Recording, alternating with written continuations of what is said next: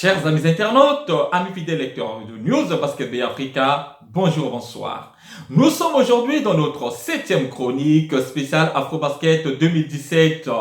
Aujourd'hui, nous allons parler de l'Afrobasket masculin qui se déroulera à Dakar et à Tunis du 8 au 16 septembre prochain. Cette compétition regroupera les 16 meilleures équipes du continent africain, classées en 4 groupes de 4 équipes. Les 2 premiers de chaque groupe seront qualifiés pour les quarts de finale, c'est-à-dire la phase finale qui aura lieu du 14 au 16 septembre prochain à Tunis. Aujourd'hui, nous allons parler spécialement, nous allons faire le point sur la préparation de ces 16 équipes. Commençons par le Sénégal. Les Lions du Sénégal se sont envolés depuis plusieurs jours pour la capitale espagnole où ils ont disputé un match amical de préparation contre l'Espagne. Le Sénégal s'est incliné contre la Roura, contre les partenaires des frères Gasol.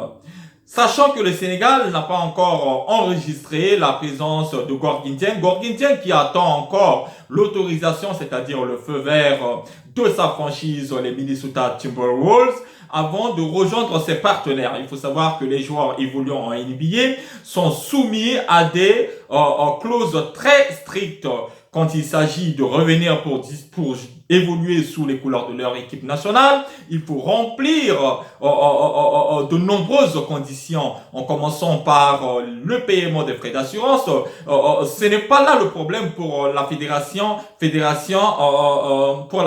sénégalaise de basketball qui s'est déjà engagée à payer les frais d'assurance de Gorgui Dieng. Mais en plus de ces frais, il faut obtenir ce qu'on appelle le feu vert de sa franchise, les Minnesota Timberwolves et également de la NBA avant que Gorgui Dieng puisse rejoindre ses partenaires pour cette compétition.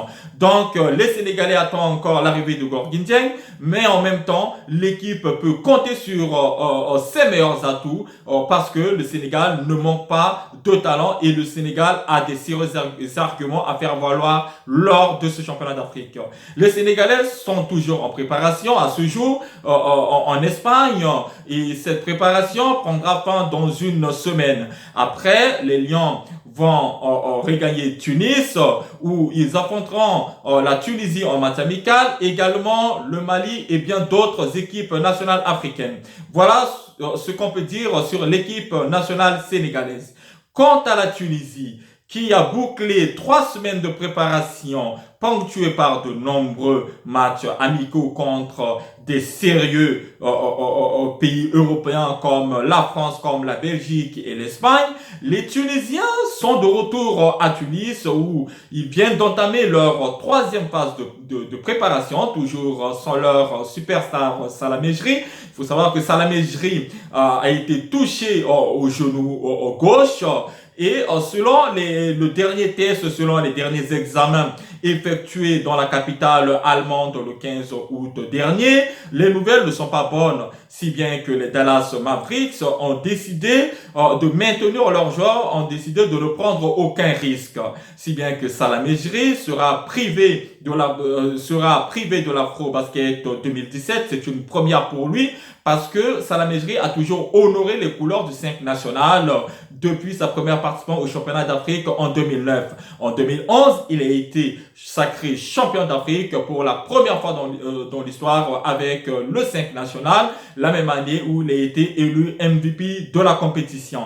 La Tunisie continue encore sa préparation sans Salah Mejri bien sûr, puisque la nouvelle sera annoncée officiellement peut-être aujourd'hui ou dans les prochains jours. La Tunisie poursuit encore sa préparation à Tunis. Cette préparation sera ponctuée par notamment plusieurs matchs amicaux face à la République centrafricaine, contre la République démocratique du Congo, contre le Sénégal et contre le Mali. Voilà ce qu'on peut dire sur la Tunisie.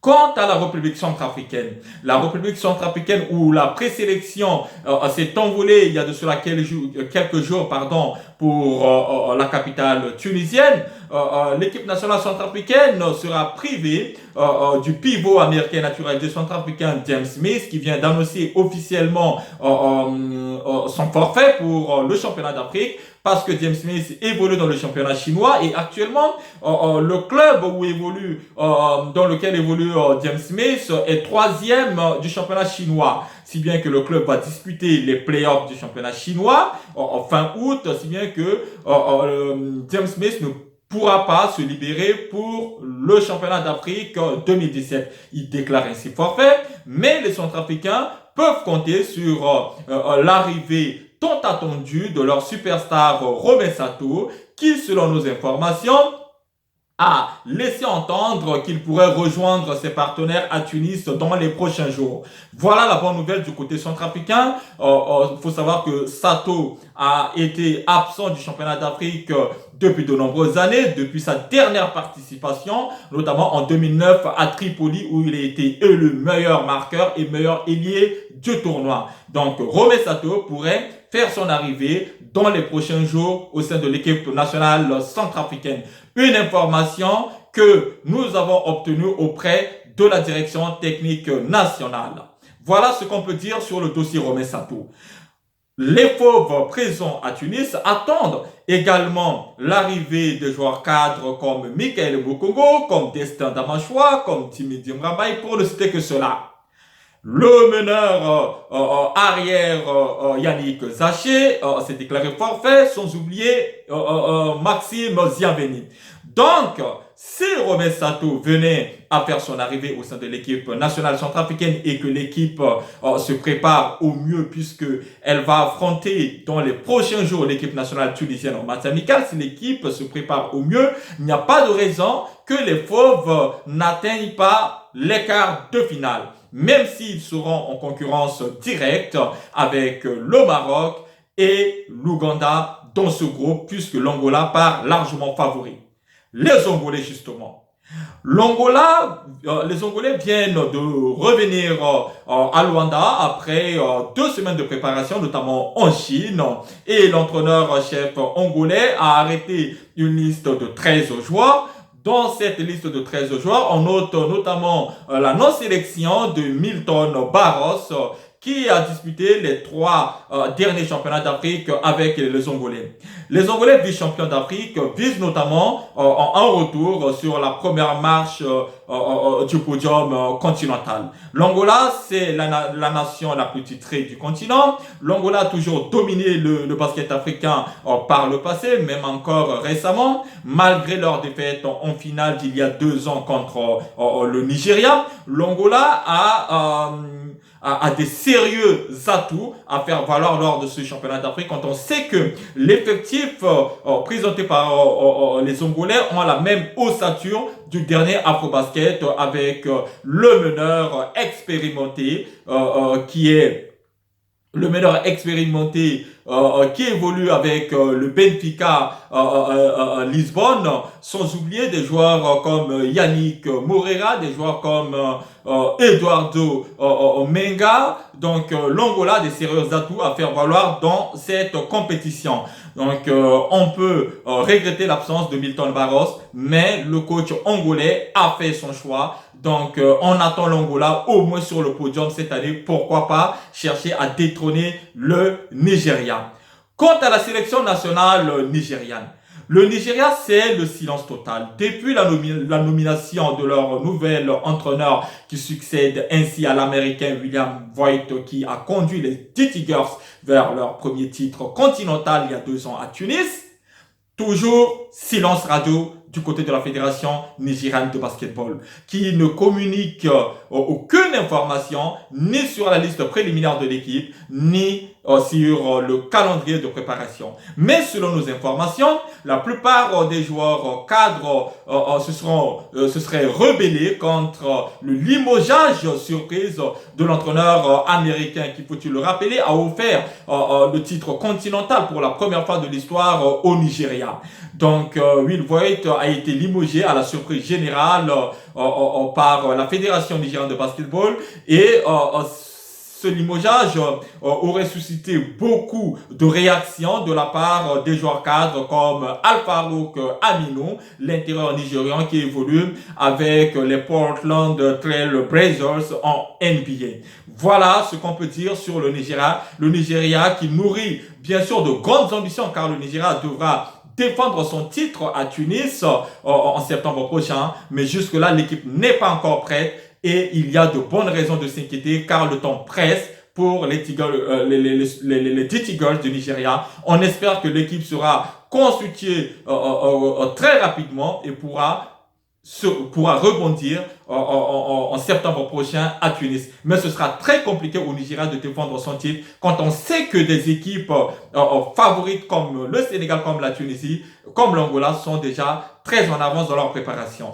Quant à la sélection camerounaise qui se trouve encore à Sao Paulo, le Cameroun a perdu ses 2 matchs de préparation contre l'équipe nationale brésilienne et malgré ces 2 défaites, le Cameroun a de bonnes raisons de croire encore en ses chances lors de cette compétition puisque le Cameroun se trouve encore au Brésil et poursuit sa préparation. Cette préparation sera ponctuée encore par d'autres matchs amicaux à venir. Le Cameroun se trouve également dans la même situation que la Tunisie comme le Sénégal dans la gestion des joueurs NBA comme Luc Mbah-a-Moute qui pourrait déclarer forfait parce que Luc Mbah-a-Moute n'a pas encore obtenu l'autorisation des Houston Rockets pour venir rejoindre ses partenaires de l'équipe nationale camerounaise. Voilà ce qu'on peut dire sur le Cameroun. Quant au Maroc, le Maroc après tant de semaines d'incertitude où le Maroc a frôlé notamment le forfait, les joueurs ont repris l'entraînement.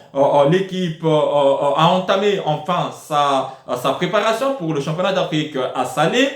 Cette phase de préparation sera ponctuée par quelques matchs amicaux avant que l'équipe marocaine prenne la direction de Dakar. Il faut savoir que le Maroc va évoluer dans le même groupe que la République centrafricaine. Le Maroc possède des joueurs très expérimentés et peut compter sur le renfort du joueur américain Wilkins, qui est le fils d'une légende, d'un ancien joueur NBA. Donc, ce joueur d'origine américaine va renforcer les rangs du Maroc durant cette compétition. Quant à l'Ouganda, l'Ouganda à ce jour cherche encore à remanier son coaching staff. Donc on s'attend à une éventuelle nomination d'un nouvel entraîneur-chef ougandais. Mais les Ougandais poursuivent encore leur préparation avec tous leurs meilleurs atouts.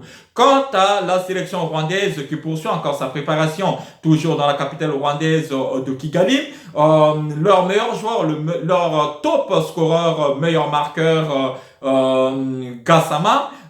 Kenneth Gassama vient d'annoncer à la fédération rwandaise de basket sa prochaine arrivée au sein de l'équipe où il viendra donner le coup de main, renforcer les rangs de l'équipe rwandaise pour cette compétition. Donc Rwanda devra compter sur son meilleur atout qui est Kenneth Gassama. Le Mali poursuit encore sa préparation dans la capitale malienne à Bamako.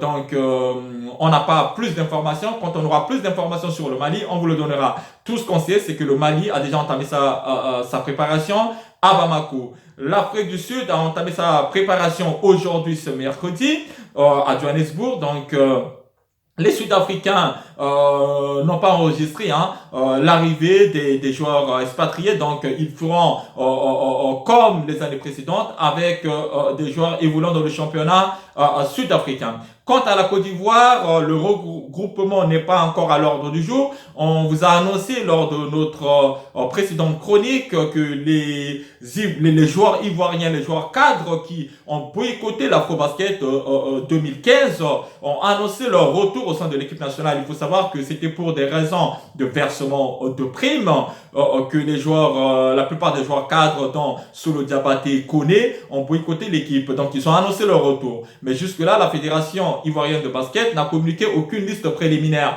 ni encore moins un calendrier de préparation. Donc, on ne sait pas plus sur l'équipe ivoirienne à l'heure actuelle. Tout ce qu'on sait, c'est que Solo Diabaté a laissé entendre qu'il sera présent pour ce championnat d'Afrique pour essayer d'emmener le Côte d'Ivoire vers le podium. Même si on sait que la tâche s'annonce très compliquée pour les éléphants ivoiriens.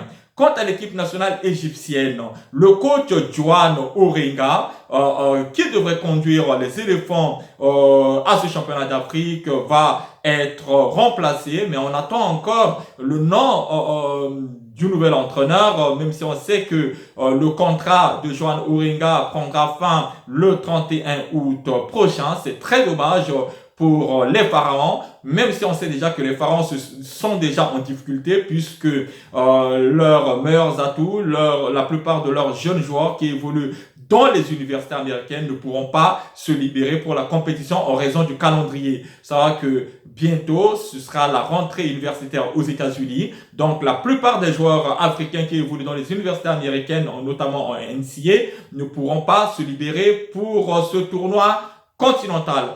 Voilà ce qu'on peut dire globalement sur l'Égypte. Quant à la RDC, la République démocratique du Congo, absente du championnat d'Afrique depuis 10 ans, les Léopards se trouvent à Tunis depuis quelques jours. 15 joueurs ont été sélectionnés par le staff technique congolais qui sont présents dans la capitale tunisienne. Ils vont affronter la Tunisie, notamment le 26 août prochain.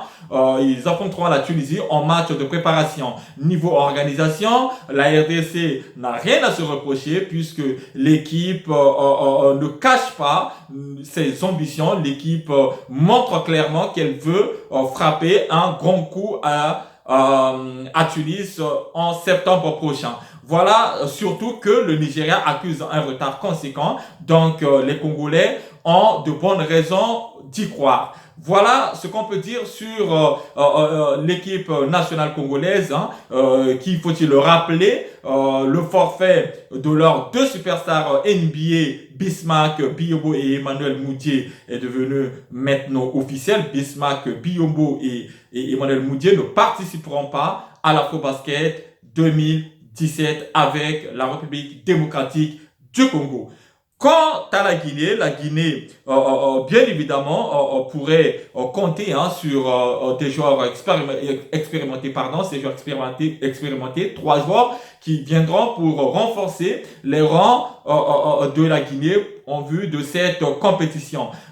La Guinée a déjà démarré sa préparation, donc voilà, rien n'est à l'ordre du jour comme match amical de préparation. Donc dès qu'on aura plus d'informations sur la Guinée, on vous le donnera, c'est promis. Donc voilà un peu, chers amis internautes, ce qu'on peut vous donner comme information sur ces 16 meilleures nations africaines à ce jour. Restez toujours connectés sur notre page Facebook, également sur notre site web www.newsbasket-bafrica.com pour avoir d'autres informations en ce qui concerne toutes ces 16 équipes nationales.